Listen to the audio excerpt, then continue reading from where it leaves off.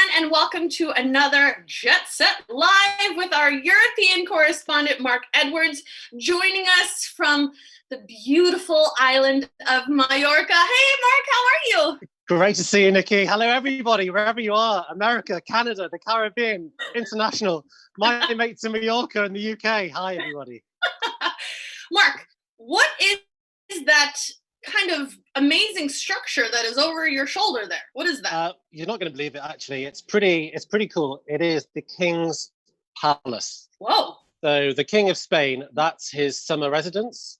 So literally once a year, he comes over and it's all shut down. The public garden there is open for everybody. But during the months, mainly of July and August, it's shut down, it's barricaded, and then you can't go in. But yeah, the King lives just behind me. When he's not in residence, is it a museum? Can you go visit? Not really. You have to have special permission, but it's just the gardens itself you can go around. But they're beautiful. It's a really nice escape. Well, that's a nice view to have in your. It's not bad. Can you see the sea beyond it?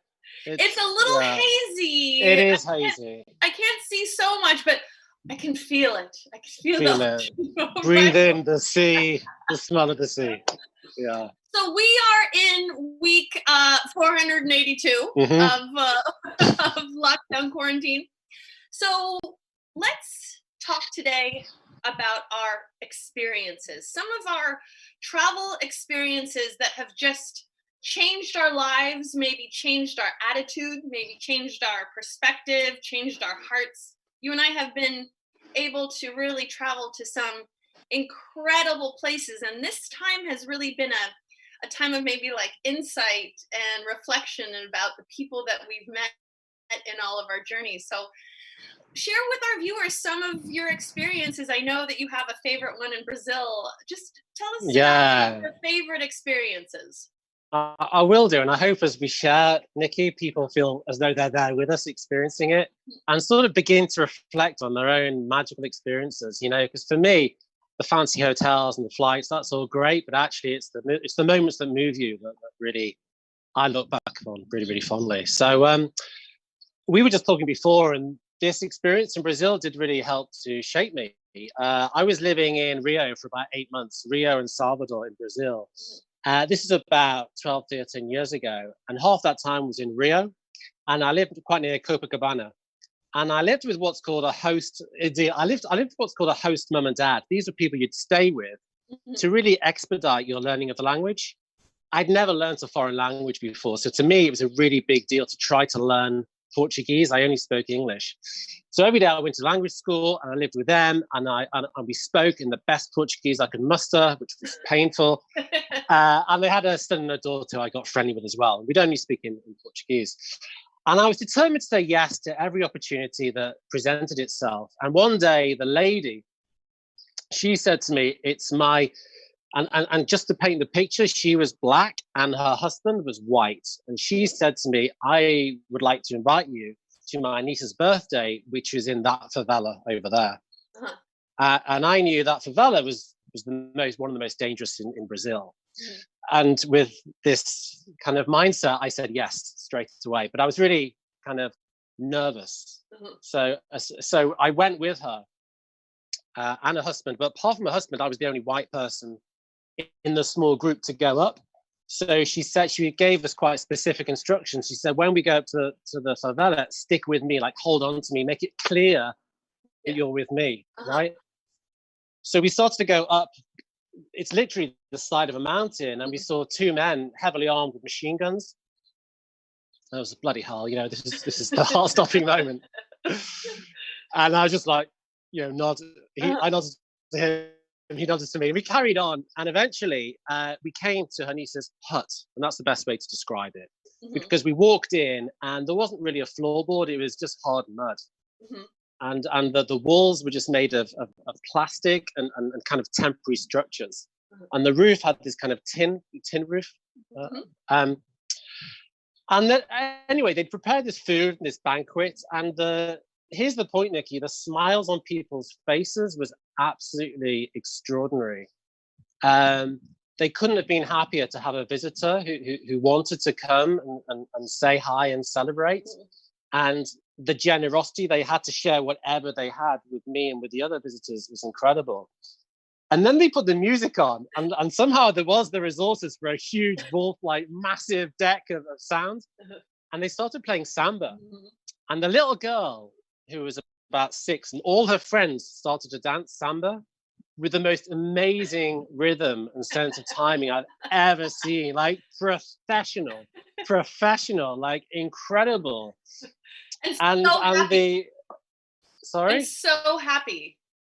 Unbelievably happy. And as I'm saying it to you out loud now, I'm just thinking, oh my God, I need to relearn this because what they had and how happy they were with what they had was incredible. Mark, did they teach some dance moves? They did, Nikki, and maybe in a future episode. Yeah, nice try. But it's those kinds of things, just being in a place that is completely out of your element and having this birthday party in Brazil, and you'll never forget that feeling of just pure joy. Yeah, I think that when I thought about it, that story does represent happiness and joy. And just now really reflecting upon it makes me happy, you know. I have a story like that too. Kenny and I were traveling through Cambodia on a trip a while ago, and these kids were playing soccer in the street, and they were having the most fun. And you know how like when kids just like all kind of run in like a herd together, and I will never forget hearing they're just laughing, and they, you know, I was the tallest woman they had ever seen, so they had, you know, they wanted to like pull me in on the game, and just running around with these little kids, kind of communicating with them, but just having fun in the middle of Cambodia, playing soccer. Again, I always feel like sports and music and food are kind of international languages, right? Yeah. You can always kind of communicate with someone with one of those things, and I will never forget running around with those kids. And how did you join in with them? I mean, that's, you know, Kenny and I were on a tour, and we were visiting Kamal's village because we wanted to put a clean water system in the village. And so Kenny and I were just kind of touring around the village, and we heard these beautiful laughs, and me, you know, not shy, always curious, love kids, see soccer, love sports. So I was like, hey guys, what are you kids doing over here? Couldn't have been more generous, lovely, welcoming, and wanted to bring me into their community and into their game. And I will never forget that. That's one of, you know, we're talking about experiences and all of the places that we've been to, and it's those little things, those smiles, those laughs, having those great things that we will never and a bit of guts, I suppose. Like from your perspective, it would have been easy to say no. Oh my goodness, they may be loads better than me. They won't think I'm cool or whatever. But you took the risk and joined them. Well, so. I think one of the great things is like you saying yes to going into the favela. Or you just have to sometimes just say yes. Yeah. Because just say yes. Just say yes. You can be on an experience or be on an adventure, and sometimes you just have to say yes. Speaking of saying yes, we were filming in Toronto, and on the itinerary is hanging off of the CN Tower. And I didn't want to do it, but I said yes. And it was a very interesting experience being up there in Toronto. By the way, Toronto I had one of the best meals I've ever had in Toronto at a Chinese restaurant. It was like a dim sum restaurant, and I cannot believe I cannot remember the name, but Toronto really blew my mind. Toronto was awesome. We went to the aquarium, we hung off the CN Tower, we took a tour of the Chinatown. Everyone couldn't have been cooler. We were in like the Kensington neighborhood, which is kind of like that Haight-Ashbury neighborhood of Toronto. It was awesome. I love Toronto. Toronto, I'm coming back for you. Soon as this is over, I'm coming back. Tell me another experience that you've had that just really stuck with you. Well, let's switch country now. Let's come to where I am. So I'm in Mallorca, and I was doing research for this book that I've just finished writing. It's not out yet, but it's called Faces of Mallorca, and it's all about the different personalities here in Mallorca. And I'd had this fantasy since a really young age, just to go out fishing with a fisherman on his boat, like a proper fisherman. And I got to do it. The old boats here in Mallorca, they're called yachts. And they're like little wooden boats that are very modest, very simple. And I got to go out with my co-writer on this boat, and with 3 or 4 guys. These guys, their faces withered, they're wrinkly, their nails like full of tobacco. These men have lived. They've lived a life at sea, you know. And so we go out at 4:30 in the morning. It's freezing cold. And we're going out and out, further out to sea. And before we even get to where the fish is, we start to see the sunrise. And to see the sunrise through the fish nets was just the most poetic, beautiful moment. The sky just got completely lit up. And it was like a magical moment. And then they fought with the winches or the whatever to get the nets in. And you had loads of squid and everything else, this rainbow of trout and salmon. And, well, not salmon, but I'm not very hot on the fish, but a real medley of different fish. And I guess it's just an experience that's so different to my day-to-day existence. Do you know what I mean? That it stuck with me. So that was really about adventure. That was almost like living out a childhood fantasy, and I guess stepping into somebody else's life. You know, what have I got in common with a fisherman? Like nothing. But and that's his day every single day. That's their day. Just to have one day's living with a fisherman. I have a question. It was just. How did you get to Mallorca in the first place? Originally, I got offered a role here, and then when that finished, I kind of asked myself the question that if my life stopped in a couple of years, what would I really, really, really want to do? And it was a couple of things. Write a photo book. So I'm also a photographer, and I've been doing that with a friend. And the other thing was to present, and that opportunity, presented itself. I've for years trained leaders and companies how to present, but to have the opportunity myself to actually combine the presenting with a passion that's travel was incredible. So the last 18 months deliberately has been kind of living my passion. And it's been incredible. And that's led to us being here, having this kind of a conversation, reminiscing about our magical memories and experiences. Because you said yes. I said yes, yeah. Say yes. I think this experience also this time has made us really think about kind of our experiences that we've had and all of the adventures and experiences that we want to have in the future, right? Yeah. That we're kind of having this time to reminisce on all the incredible times that we've had. I mean, I think it's amazing that we are in this time right now and able to share with our viewers how wonderful the world is. So before I forget, I want everyone, if you guys have any questions from 2 travel experts, 2 travel writers, journalists, where do you guys want to go? Where do you guys want us to talk about? Maybe between Mark and I, we have been there. Do you guys have just any questions or ideas or experiences that you want to share with us so that we can talk about it next? Yeah, and can I make a personal request here? Of course. Hello, viewers.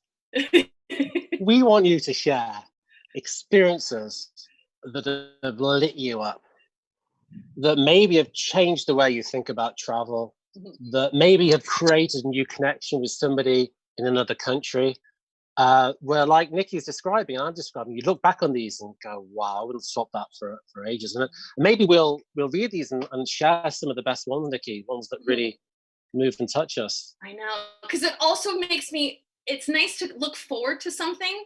Like, yeah. I cannot wait to start traveling again. I can't wait to go out to dinner again. Are we gonna do a joint shoot? Are we gonna do Morocco together?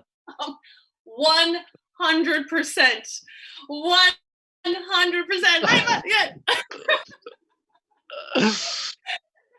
Mark, Mark, do you have any more experiences? I would like. There's a final story. This, in a way, is boring. It's uneventful. It's not very adventurous, but it's very, very meaningful to me. And again, it was in Brazil. About halfway in, I went traveling around the northwest of Brazil, so São Luís, Jericoacoara, Fortaleza, Natal, and I ended up in this little town called Maciel.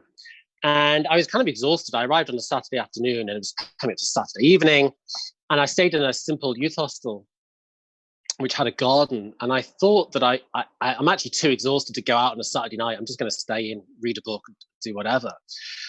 And bizarrely enough, for a youth hostel, this sea of female OAPs arrived. They're like in their 70s. And they were having a great time. I said hello to a few of them. And they all went out to play bingo or something, apart from one. One old lady stayed behind. Mm-hmm. And I thought, and I shared with you the struggle that I'm terrible at languages. So for me to master any level of Portuguese took a lot. And I said, would you like to join me for a glass of wine?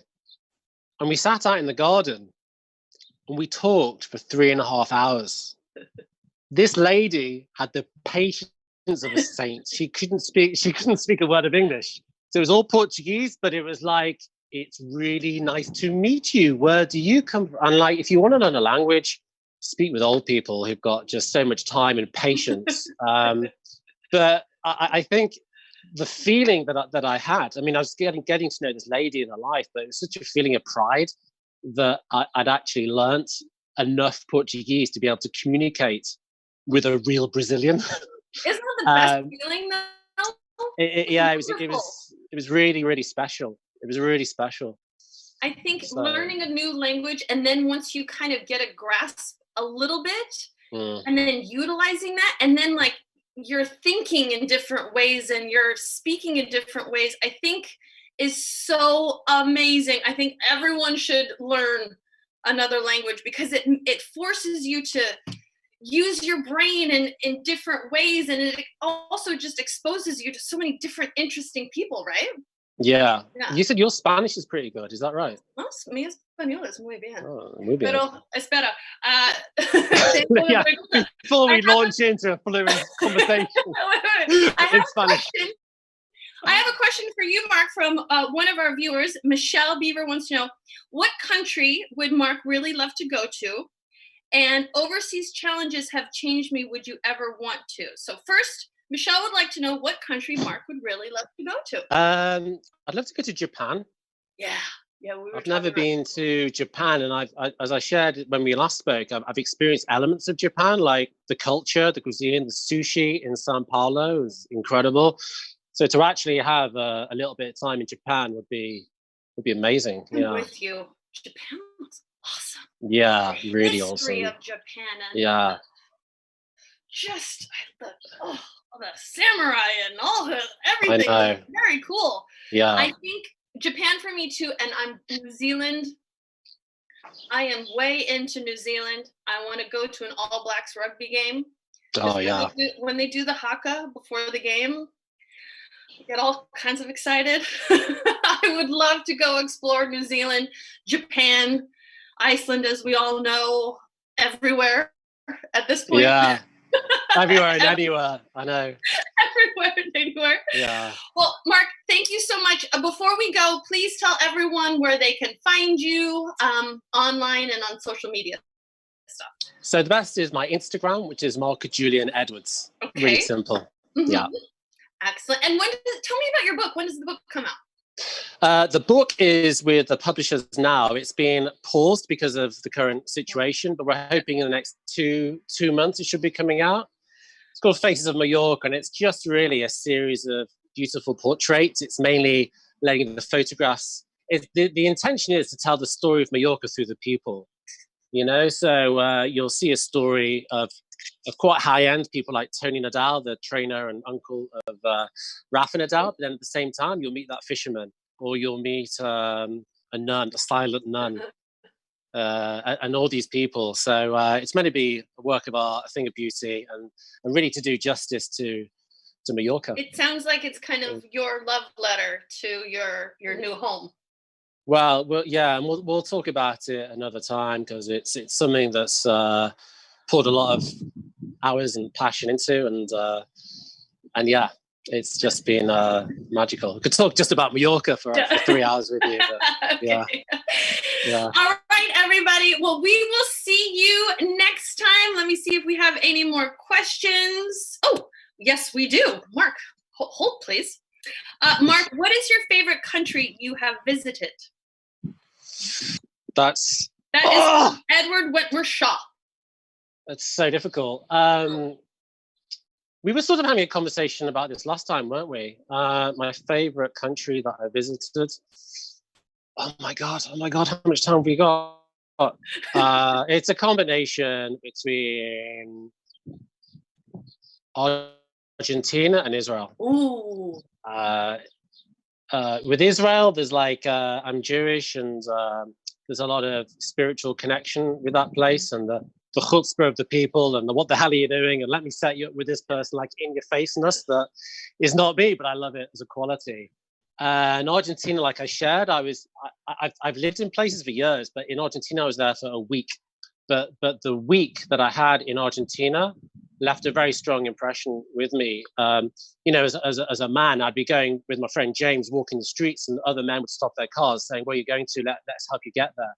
And they would take. And as a guy, the world isn't quite as welcoming as it is to women, and but the opposite was true there. I just felt like an honoured guest. Mm-hmm.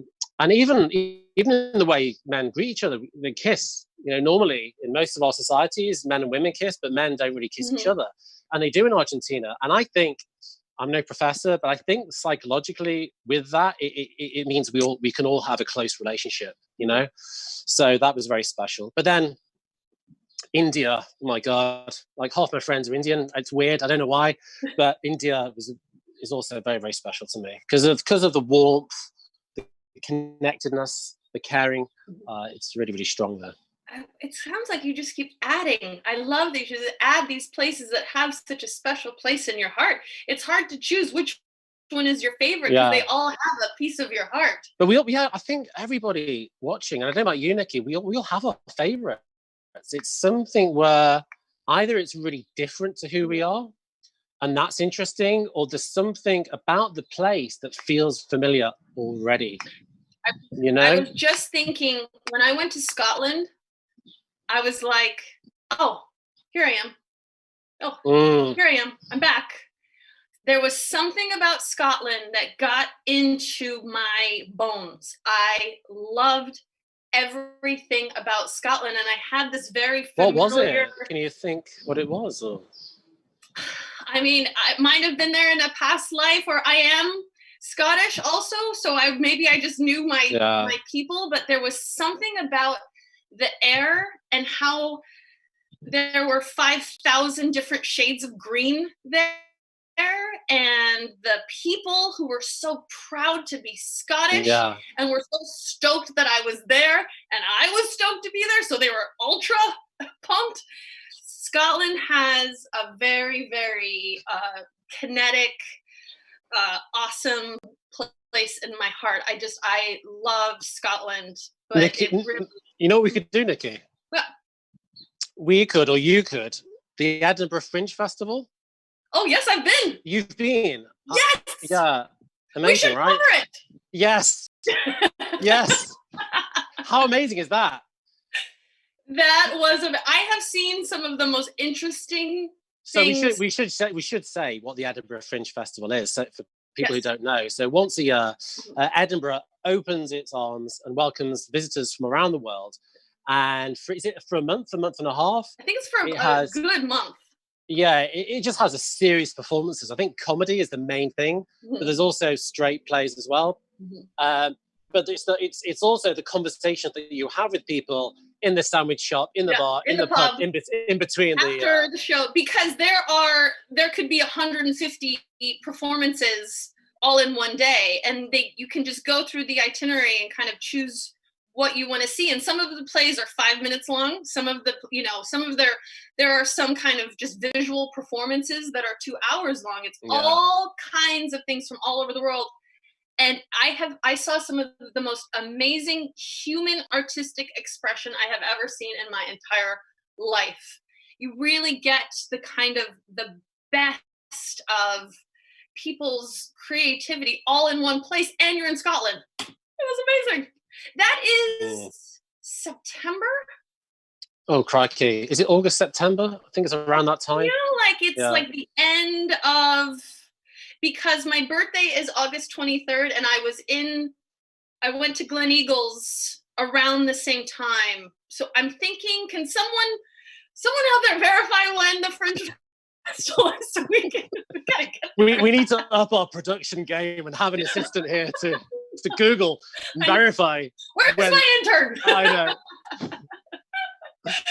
Mark, thank you so much for joining us. Thank you. Today. It's always a pleasure talking to you and sharing our travel experiences and our love for different people and cultures. Likewise. With our viewers. So next time we are going to talk about language and different cultures. But I really want everyone, we have the time, pick up a new language. That's what everybody should do. Don't you think so? People who know me is a bit of a hypocrite because I am so bad languages, and my Spanish is even worse despite the fact that I'm spending a lot of time in Spain. But yes, I do, and yes, I need to try harder. That can be everyone's homework assignment until the next time we meet. Yeah. Mark, thank you so much for joining us, and we'll see you soon. Thank you, Nikki. Bye. Lovely to see you. Bye, everybody.